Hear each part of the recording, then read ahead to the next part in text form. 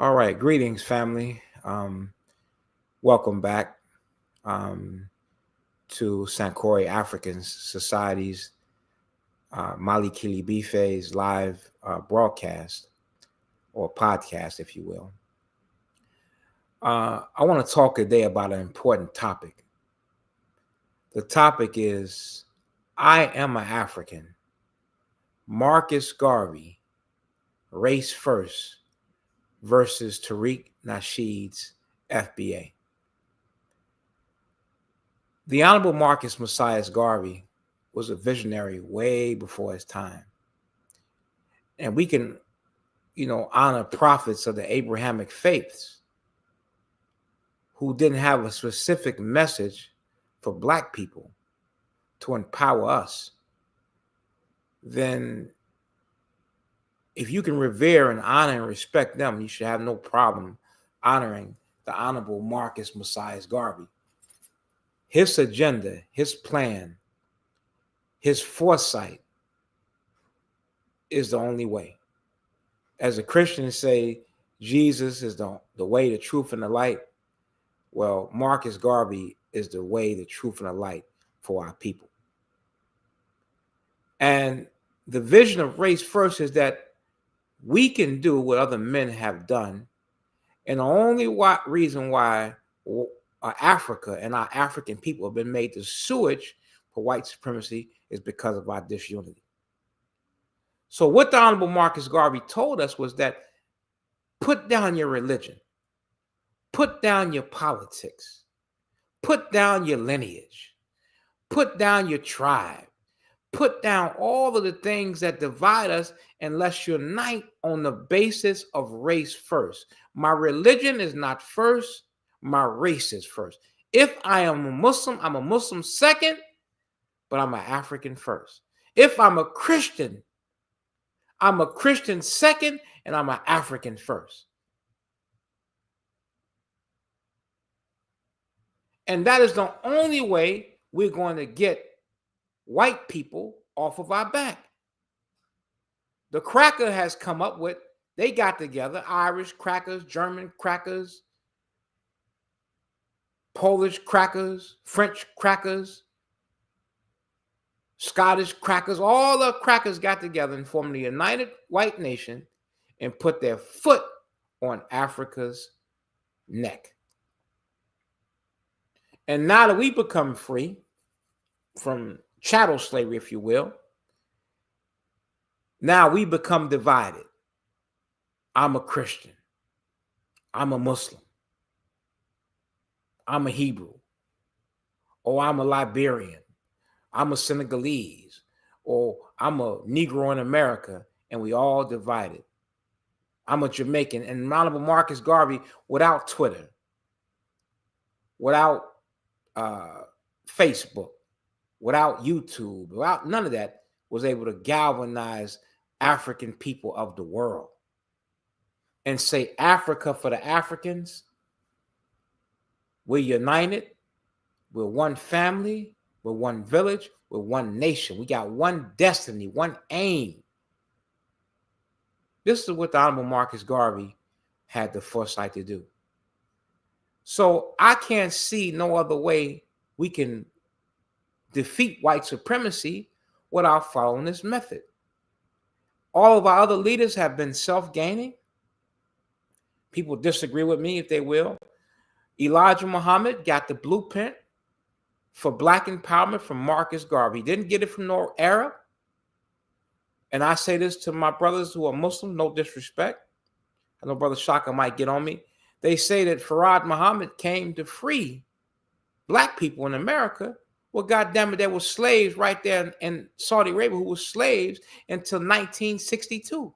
So how do you bypass the slavery in Saudi Arabia and come and free us? The Nation of Islam had a religious agenda. Even though there were good things, and we take our hats off to him, Malcolm was brilliant. But what helped make Malcolm brilliant was Garvey. Garvey didn't make himself a prophet or a messenger. Marcus Garvey lived in his means. He would say in one speech, I cannot afford an automobile because my salary will not allow us. He was for the unity of our people. Other leaders are for themselves. They want to be revered. They want to be respected. They want to be dictators. That was not the message of Marcus Garvey. So when you're race first, you put your pride down. You put your ego down. You put your self-interest down for the good of the people. And the power lies within the people. That's what the benefit of Marcus Garvey. So now we have our brother, who I had the honor of speaking with 2 days ago, Tariq Nasheed. Our brother is brilliant. Our brother is gifted. Our brother is intelligent. But our brother is frustrated, angry, and now he wants to have a lineage-based movement.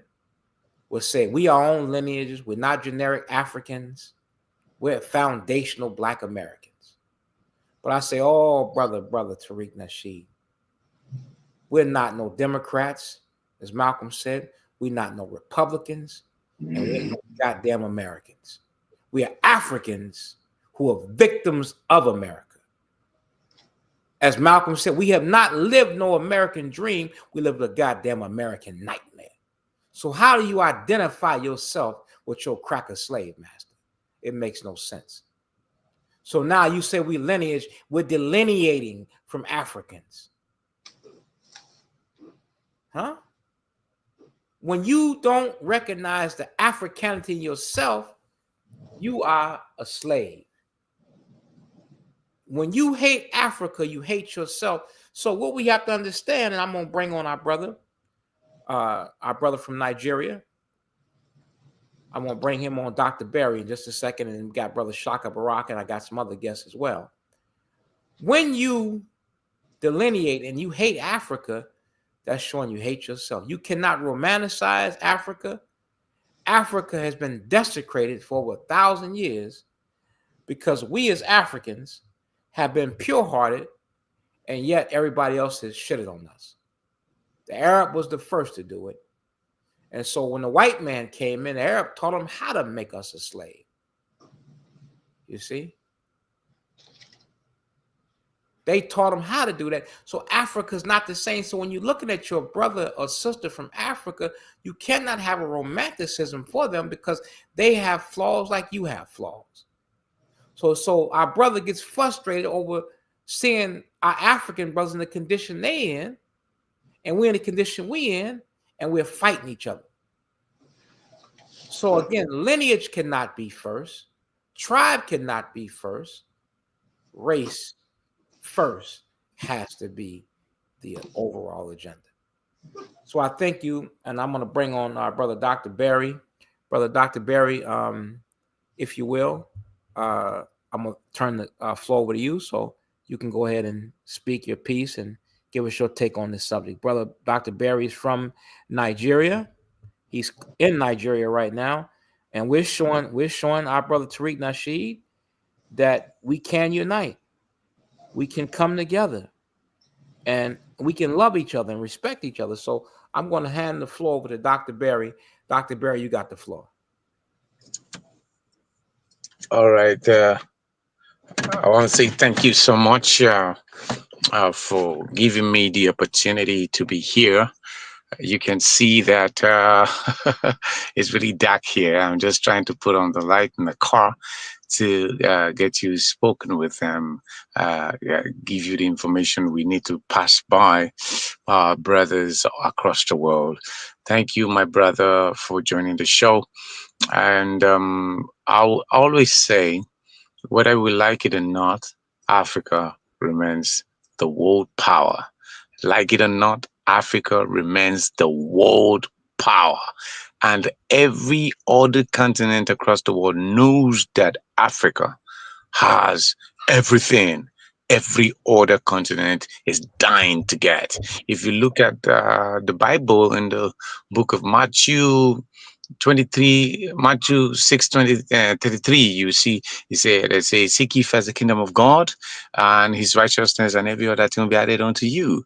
If you look at it very well, a lot of people will seek the kingdom of God by accepting Jesus as a personal Lord and Savior, but they don't normally do his righteousness, and righteousness is the lifestyle of Jesus. So you see, the righteousness of Africa as a people is bigger than anything everyone can ever think of. And you see, Nigeria remains the lead to this struggle. And until we Africans living in America, living in Europe, anywhere across the world, come and say this is time for us to put our feet together to move for the creation of one voice, Africa. One voice for Africa. So if you are in the United States, you are enjoying the largesse of electricity, like what I'm suffering right now because of bad leadership that is supported by the West. Who is the West? The American government, the European government, the British power. They are the ones that want to make sure that the wrong people always become leaders in Africa. People who will always bow for the powers of the international people in the white man's land. How can I want to be president of Nigeria and I have to come to the Chatham House in London to declare my intention? What is the relationship of the Chatham House with the Nigerian people who will vote for you? But you see, it's a style. Everybody contesting for president of of Nigeria needs to go to the British Chatham House to hold a press briefing to talk to the British people. Why? It's not supposed to be so. The British, are they the owner of Nigeria? They disgraced this continent. They humiliated us. They took us as slaves to their own country to work in their farms. They used Africans to build their country. All those big skyscrapers you see across the world, all those development, all those economic stability is from the wealth of Africa. Without Africa, without Nigeria, America cannot survive. I'm talking about resources.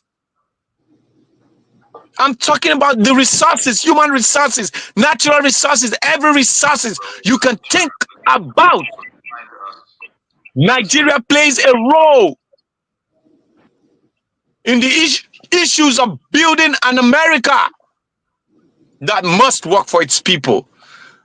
But Nigeria, Africa, remains a dumping ground where everybody will bring rubbish, old cars that are not used again, old clothes, old shoes, dump them in Nigeria, in Africa. It is not supposed to be so.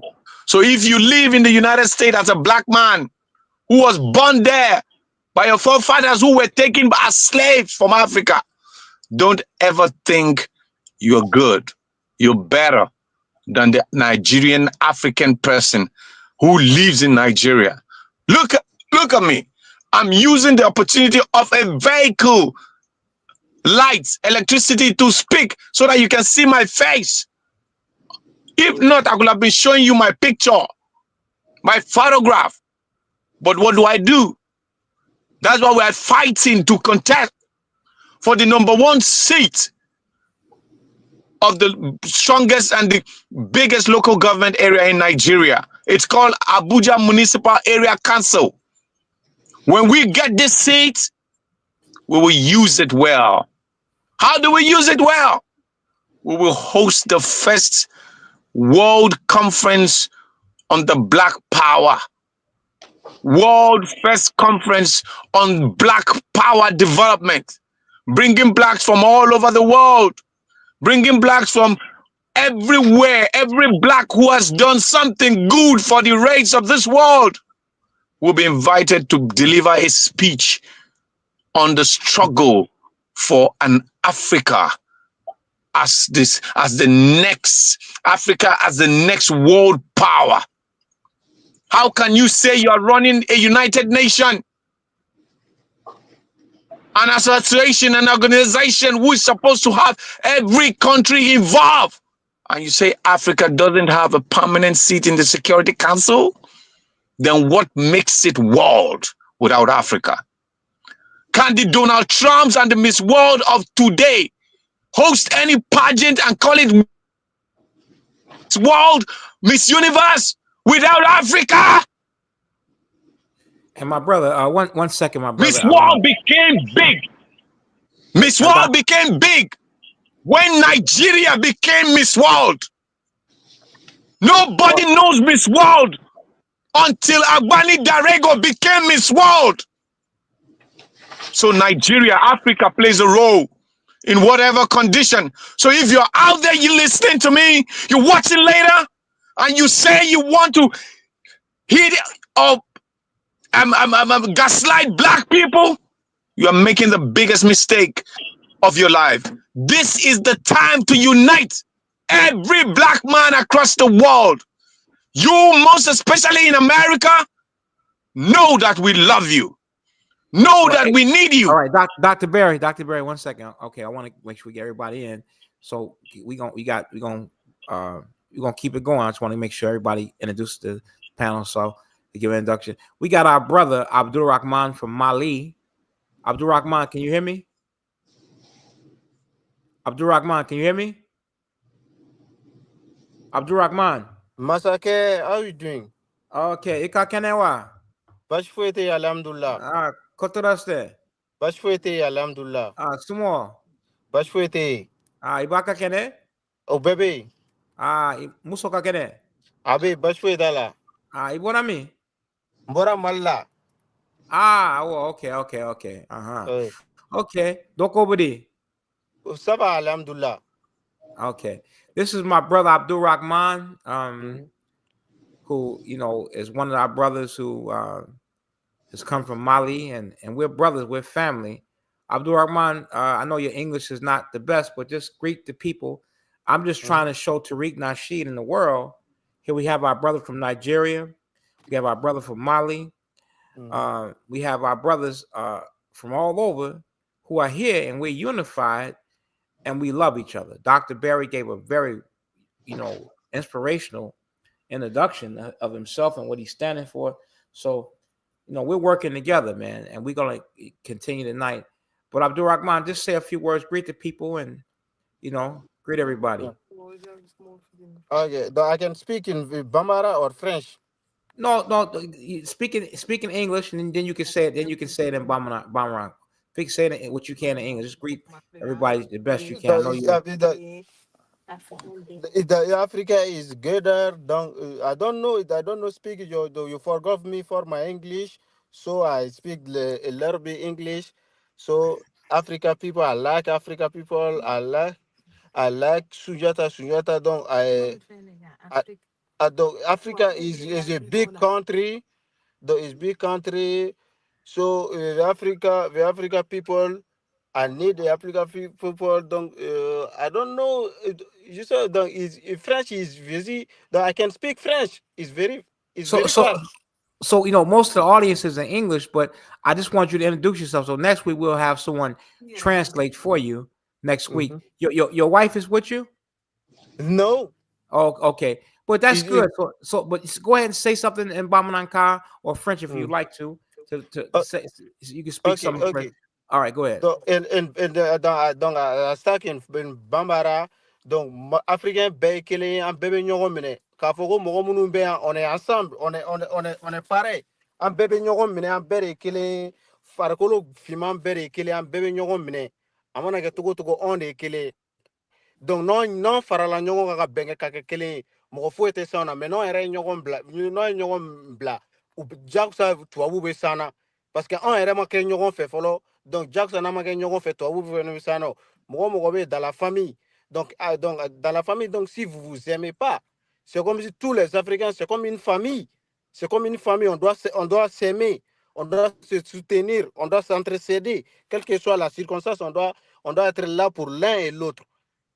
Donc, on voit les Blancs, personne ne nous aime. C'est nous-mêmes qui sommes là, on ne s'aime pas aussi. Il faut qu'on donc on soit instruit, il faut qu'on soit là, donc à nous aimer aussi entre nous. Avec ça, ça viendra donc envers les autres. Mais si nous ne nous aimons pas, est-ce que les autres peuvent nous aimer? C'est impossible. Let me try to translate a little bit what he was saying. So what my brother is trying to say is that the important we must unify, and because you know we must come together, we must support each other. We're one family, and he's from a country now where the president there, Assemi, is united with Burkina Faso, united with Niger, and have kicked the French out. And in fact, Mali had a victory with Canada, is taking the gold reserves back. So what's happening, you know, with Mali, Niger, and Burkina Faso is they're showing what Africa should be. And now even Ghana has met with President Ibrahim Traore, and Ghana is on board. Chad is on board. Senegal is coming on board. So Africa's on the rise. This is what Marcus Garvey predicted. So Abdurrahman and Nietzsche, huh? Yes. Nietzsche, Idumanye, huh? Yeah, I like you too. You are my brother. I like every black. Black is my brother. Right. And so this is what Tariq Nasheed. The black people is same. The black people is the black people for Nigeria, Ghana, Mali, Cameroon, the America, the everywhere is same. Right. Yeah. So Nietzsche Abdurrahman, huh? Okay, yes. Just you keep listening. Keep listening. So now I'm gonna go to our brother Shaka Barak, who is a Garveyite. He's a leading historian on the Honorable Marcus Garvey. And Shaka, I want you to just talk about, you know, why race first? We can't put lineage can't be first, because this is what my issue is with Brother Tariq, you know, respectfully. Now, again, that's my brother and I love him. I disagree, and I was a little angry. So I'm apologizing to FBA, those who call yourself FBA, for some of my harsh language. You know, my passion for Africa is so strong, and anybody who beats up on Africa, man, you gotta fight on your hand. But I understand his frustration. But lineage cannot be first. Race has to be first, because let me tell you something. There's a difference in the Mandinka in Burkina Faso than the Mandinka in Mali, or the Mandinka in Gambia, or the Yoruba in Benin and the Yoruba in Nigeria. There's a difference. There's some differences. We all have a little bit differences, but that cannot be exacerbated. Race first, again, is the only salvation. So, Shaka, give us your take on that. Well, thank you, Brother Chief Kamal, for inviting me to this program of the Sankora African Society. And greetings to those brothers from the continent, Nigeria and Mali, for your comments. I accepted them. I am the president of the Marcus Garvey Institute. I am also a officer in the Universal Negro Improvement Association and African Communities League, founded by the Honorable Marcus Garvey. I'm here in Chicago. Our division is the Garvey and Nkrumah Memorial Progressive Division number 429. I like the sentiment that I heard in reference to unity among Africans at home, on the continent, and abroad. There were a number of things said about the Honorable Marcus Mosiah Garvey, and I would just simply say that if you ever wanted the black print of how the Universal Negro Improvement Association, the first and largest mass movement, was built, it's inside the pages of this book. This is called the Constitution and Bylaws of the UNIA and ACL. What he did to build organization of millions of members around the world. The guidelines are contained in this book, the Constitution of the UNIA. The motto of the organization is one God, one aim, one destiny. The idea is that we should unite all over the world. The first principle is to establish a universal confraternity. That means that every Black person in the world, now at that time when he was alive, it was only 400 million of us. It was estimated by Blyden, and of course the Honorable Marcus Garvey echoed the 400 million. But today we're talking about a combined force of 1.7 billion people. That will give us the power on a continent that is over, Africa is over 11 million square miles. And Brother Chief, when you said what you did in terms of your love of Africans at home and abroad, and you're demonstrating it because you're bringing our brothers and sisters to the table so we can talk to each other. The brother from Nigeria was so passionate about his love of all African people. You know, in Nigeria, in Oyo, we have a community there where we have a school. It's called, the Marcus Garvey Drillers Foundation. When you get a chance, go over and see the school. At this time of day, they're kind of like in the dark too. School's not open because it's the weekend, but next week, check them out. That's our Marcus Garvey Drillers Foundation school. Now, what we want to do is we have to Africanize the African, Chief. In other words, we got to get our brothers and sisters to understand that they're Africans. And that means that we believe that our history as Africans is as good as any other race of people, and nothing on this side of heaven or hell will make us deny our greatness as a people. We are the direct descendants of the greatest and proudest race that has ever peopled this earth. And we will always claim and prove that the Black race was great in its status. Now, in terms of these brothers and sisters who take a difference to our opinion, I will give every member of our race a chance to do right before denouncing them. I will always hear a brother or a sister out, give them a chance, and then maybe I can persuade them to do the right thing. But the Honorable Marcus Mosiah Garvey wanted us to think in terms of race first, meaning that if you're going to do business, try to do business with your people. If you're going to buy something, buy from your people. If you need a service, doctors, lawyers, try to get that service from your people. And ultimately, we have to gain access to the resources of Mother Africa, the richest continent on earth, so that rather than begging and pleading with white folks in order to get jobs and to make a living, we can tap into the resources of the richest continent on earth, and then we can have access to the gold, the diamonds, the bauxite, the nickel, the copper, the tin.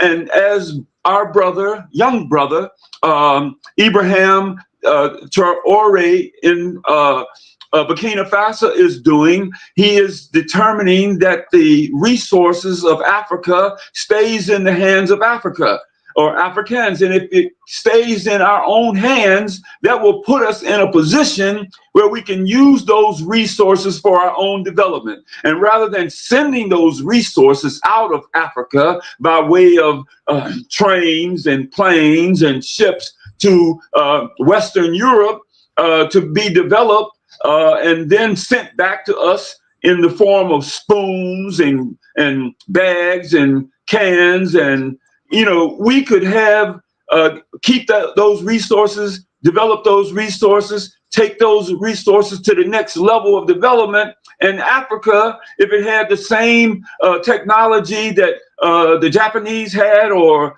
that the Asians had, that the Europeans had, we could improve our economic income 6 times the level that it is on the continent today. So there would be no begging, there would be no worrying. In fact, the Honorable Marcus Garvey said, let us develop a race of scientists par excellence. So not only would we use the resources for our economic development, we would use it for our scientific development. And so we're behind today but because the Honorable Marcus Garvey left us a black print in order to be able to get back to where we need to be, we'll follow that black print. And lastly, the President of the United States, Joe Biden, just recently pardoned the Honorable Marcus Garvey.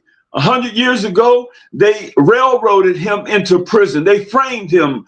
They indicted him. They tried him, convicted him, and sentenced him to prison. And for over 2.5 years, he laid in prison until his sentence was commuted. But all along, our people have been saying Marcus Garvey was innocent. Marcus Garvey ought to be pardoned. And on the 19th of this month, there was a posthumous pardon of Marcus Garvey. What the posthumous means is that the person is not alive, but they still get the pardon. And there's only been 4 people in the history of this country that received a posthumous pardon, and he was one of them on the 19th. So we're so happy because he has gotten a modicum of justice.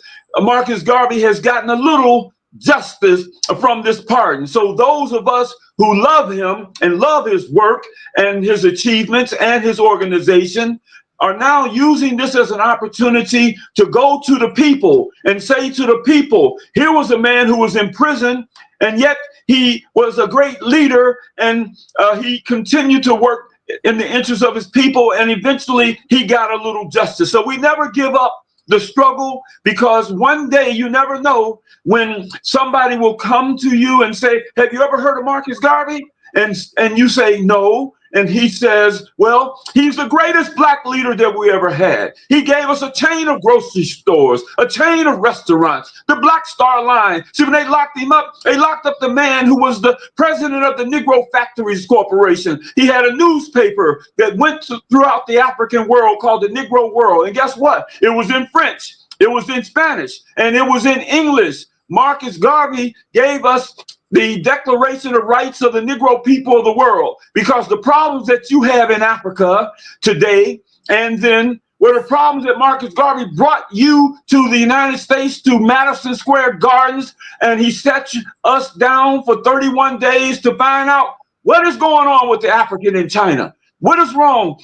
What is going wrong with the African in Nigeria and in Alabama and France and Germany? And he found out that we had some similar problems. And ultimately, the objective would have to be Africa for the Africans, those at home and those abroad. So I thank you, Brother Chief, because you are operating in the spirit of Africa for the Africans, those at home and those abroad. I'm proud to be an African.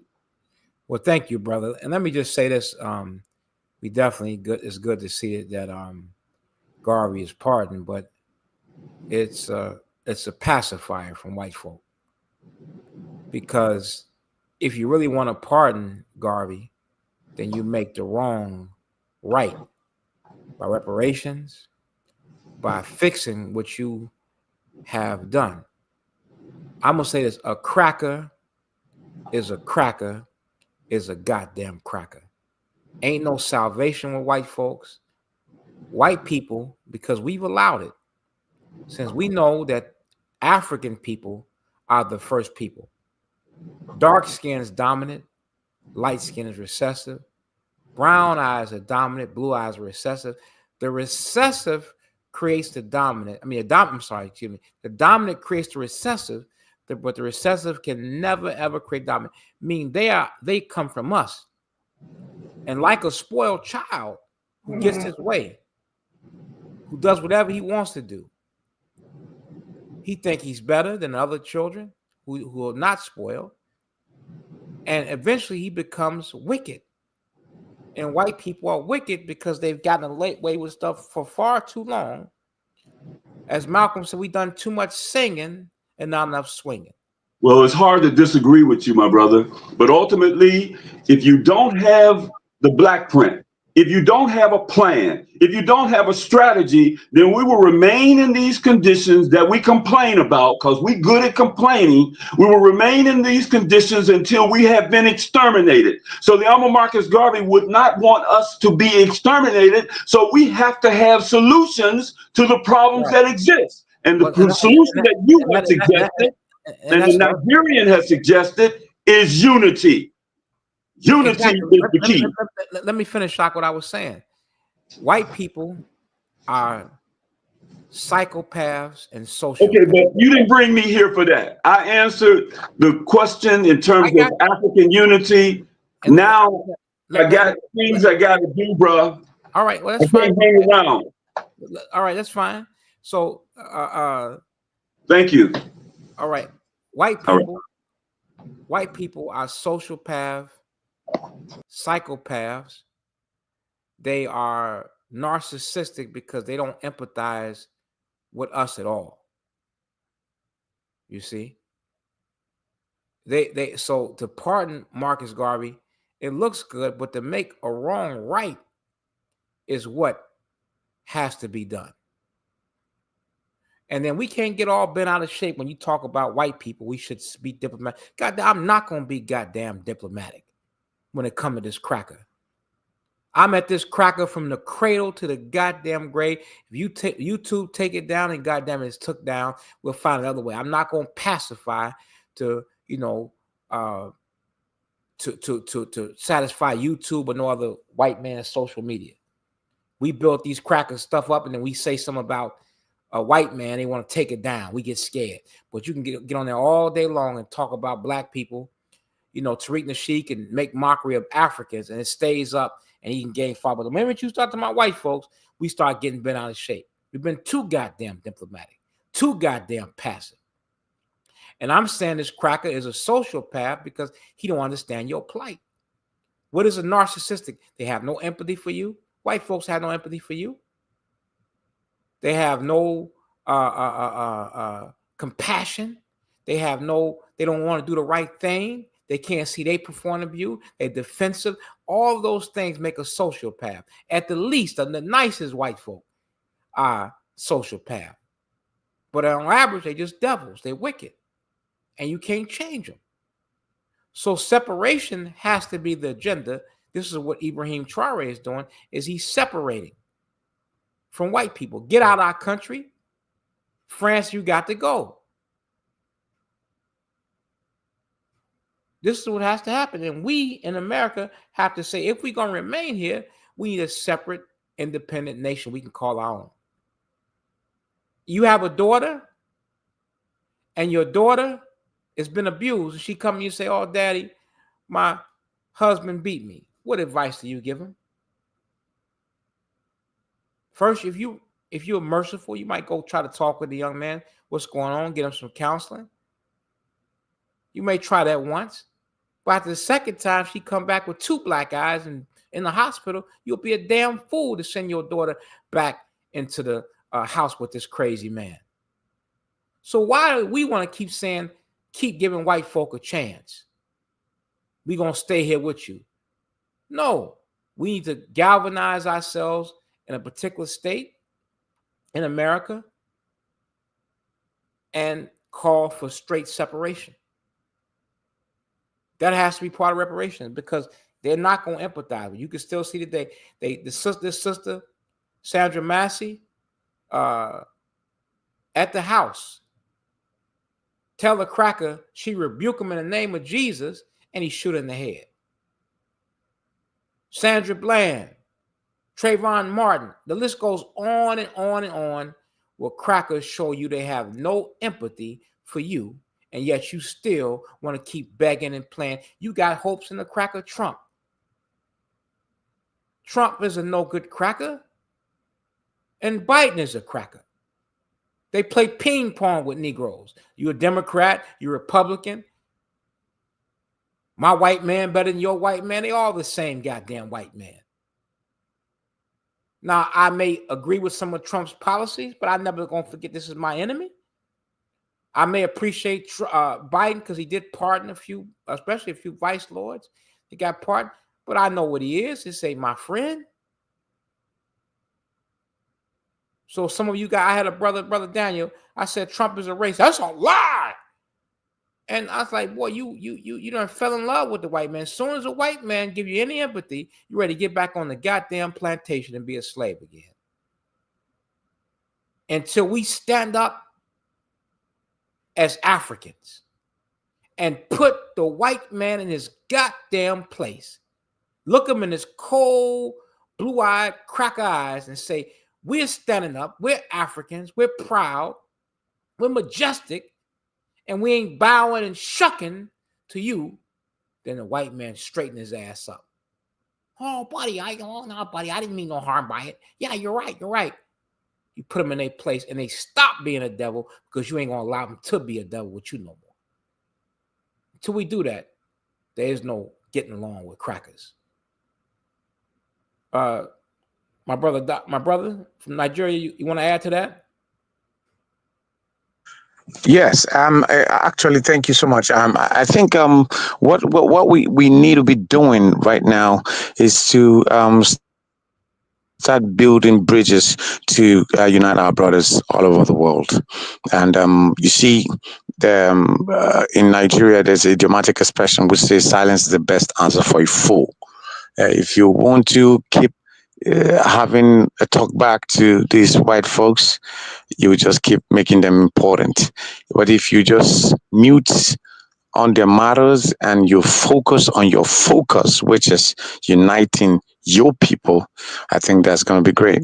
That's why you see in this life of mine, I've always told the world and told my God that first I'm a black man before I'm a Christian and before I'm a Nigerian. Okay.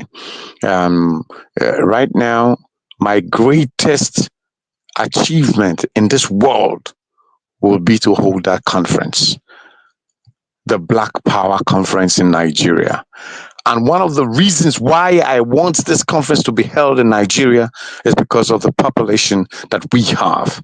Remember that Nigeria has a population of 250 million people without census, but we know that we're up to 400 million people. So if we can conquer Nigeria with the movement of Marcus Garvey's ideology of putting black people in one pot, then it means that it's going to be over for the white people. If we can get Nigeria to be in this movement, then it's over. So that's why I'm contesting, because I have to be the local government chairman to have the authority to host such an event, just like the way they are hosting the United Nations, whatever. We are going to be hosting the Black Power Conference in Nigeria, where black people from all over the world will come, sit down, take a decision of what to do. As I'm speaking to you right now, the Chinese almost owns Nigeria because of debt. And the American government, led by Joe Biden in 2023, supported someone who has no capacity to be president of Nigeria because he is going to play their bidding. They want people who plays their bidding to lead African countries. So we have to unravel. We have to undo these things. These white boys can't be telling us who governs us. Our vote must count. Like in Nigeria, I am the country director for Vote Must Count International Initiative. We call it the VMCII. You could just Google it and see VMCII. Then you see what we did in elections where we were rigged out. We protested on the streets of Abuja for 42 days. We spent every dime we had. Now we are eating from hand to mouth because we are tagged as people who revolted against government. We even did a protest to the embassy of the United States of America, asking the government of Joe Biden to stay clear from Nigeria's leadership tussle. They want a blind person to be president of Nigeria so that Nigeria will continue to be slave to the Americans.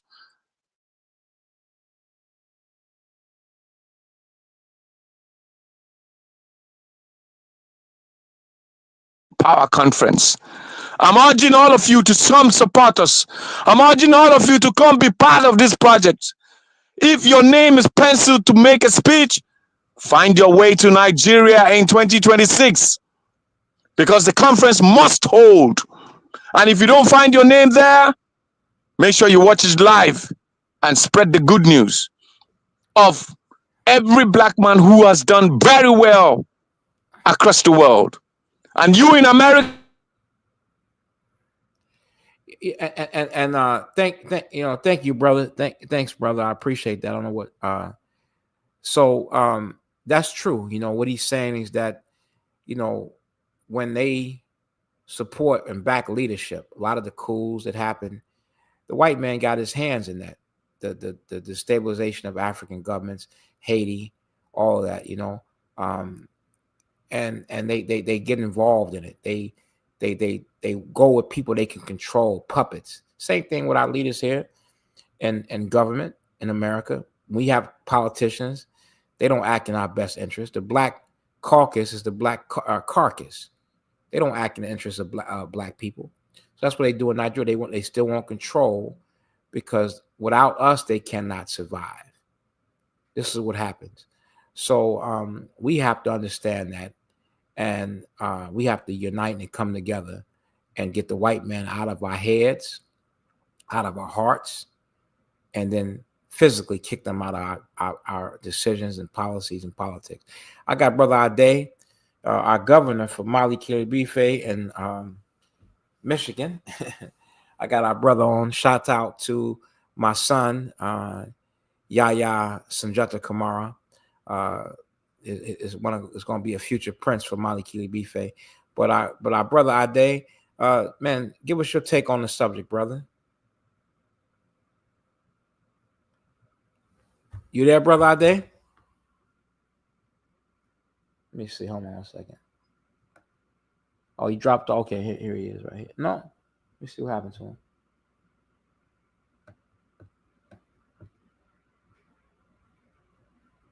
Hold on 1 second. Ade, you there?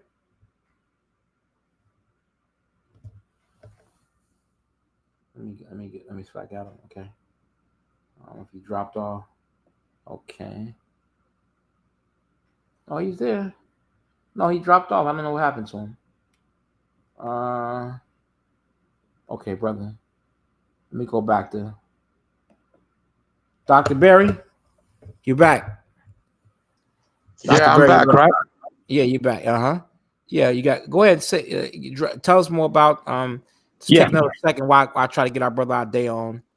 Take another second to finish what you. Yes. So before I was pushed out by the internet connection, I would like to always let everyone continue to understand that we are practicing a borrowed system of government called democracy. Okay, and we in Nigeria, we in Africa, we are expected to run a homegrown democracy where our tradition can be fused to the activities, to the policy, to the electioneering process, and every other thing. But you see, these white people in the West, from the West, America, Europe, France, and all that, they will never allow someone who understands the Black Power project to become president of Nigeria, because Nigeria is the leading force for Africa. Nigeria is the point page for Africa. Nigeria leads the passion for a united Africa than any other country. And Nigerians are more in the United States than any other black country anywhere across the world. Nigerians are all over the business of politics in the United States, policy in every sector, entertainment, music, movie, fashion, comedy, dance, governance. Man, Nigeria plays a crazy role in the United States. We have our votes right now, and that is the African votes. Why can't you use that opportunity as an African to speak through to the democracy of the United States? Push America to push Africa. That is the only way. Africa is way, way backward. And the only way we can come forward is when we unite. Our unity must not be on the ground. Let it be on the top. When we see it, we push it faster. But when it's on the ground, it starts rolling. So please put it on your head at every time. Don't let any white man take a decision for you. You are president of Nigeria, but not president of the United States. You are president of Ghana. You are president of Burkina Faso. You are president of South Africa, but don't allow any white man tell you what to do. They did not vote you into power. The people of Africa in your country voted you. Yeah, go ahead. All right, 1 second. What I want to say is that we're going to wrap up in just a little bit. Our vision here with Sankore African Society, Mali Kilibife, we are the Mali Empire of the West to unite and to give African people here who've lost their names, language, culture, religion, to come back to an African consciousness. And we want to build an African city or village, if you will, here in America, where our young brothers, the Bloods, the Crips, the Vice Lords, disciples, can get out of the streets, be trained in heating, electrician, HVAC, carpentry, plumbing, auto mechanics, get them off the streets and giving them Black nationalist ideology, if you want to say Pan-African ideology, if you will, and but giving them a race-first philosophy and love for their people. Now they go back in after they get trained, they go back into the communities, and they be the ones that protect and secure our community. You understand what I'm saying? We also want to get farmland because we're dying of eating from the white man's table. You see? So this is what we want to build. If you want to unite and help me, then call up 708-631-4123. Again, that's 708-631-4123. Call up and unite. You can donate by calling up. Next week I'm gonna put the Cash App in the link, so you can. I put the Cash App in the description as you watch the video, where you can donate. So please, help the movement. Start a chapter of Sankore African Society and become a citizen of Mali Kilibife, so we can link with our president Ibrahim Traore, our president of Mali, our president of Niger. You can link with them and we can be included. So we need to be included in the African Union because we are Africans. Now, I say this to Brother Tariq Nasheed: you're not an American. You're a victim of America. Malcolm X said it best: if I go out to dinner and you got a 6-course meal, your plate full of food, and I got nothing on my plate, I'm not a diner.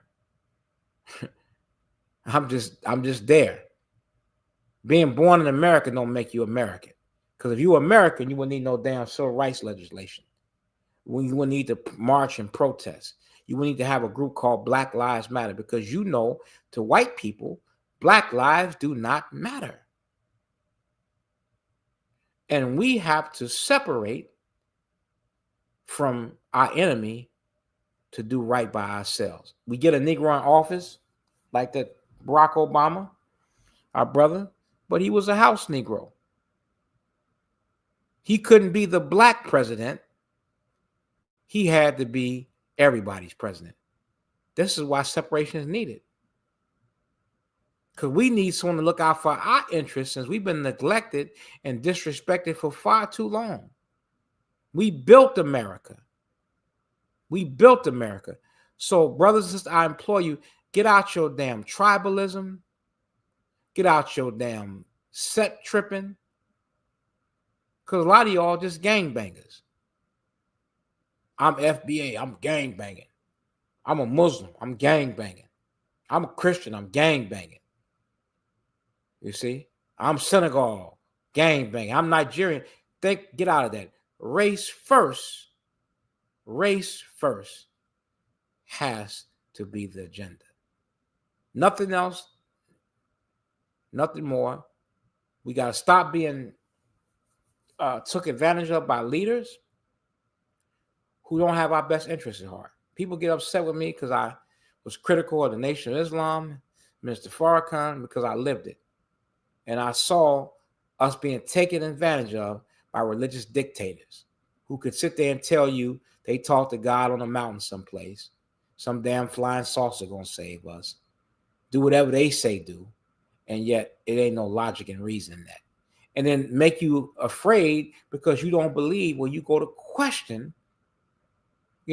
what they say. How is me sitting out here with a paper and a pastry going to get our people free? Why am I in the organization taking the bus to the meetings and you riding around on Monday a Mercedes-Benz, Tuesday you in the Rolls Royce, Wednesday you in the Bentley, you know what I'm saying? Thursday you in the Range Rover, Friday you in a limousine. You see what I'm saying? And I'm taking a bus. I don't got a right to question how you match for it. No, this has to stop. Because I can't go to God and say, God, you tell this nigga to do all this stuff. So it's took advantage of. So this has to stop. Leaders cannot continue to take advantage of our people. We cannot keep voting for you because you say you're a Democrat. No. What are you going to do for us? And when you get your behind in office, you better hold true to what you promised us. We're going to kick you in your ass. Same thing with African leadership. We cannot continue to have puppet leadership that does the bidding of the West no more. This is what our brother is saying. The brother, I'm just so proud of that brother, Ibrahim Traore, and proud of the young brother in Mali, proud of the brother in Niger, proud of them standing up. And we got to get behind them. So I thank you so much for taking time to have us on it, to listen to us and bring us in your heart. Join Sankore African Society. Start you a chapter. Let's fight. Brother Tariq Nasheed, quit disrespecting Africa. Yes, there are issues, and I'm asking you, I'm saying to you, Brother Tariq, I want to unite with you and use your gift and what you have to do something for what you call Black people here in America.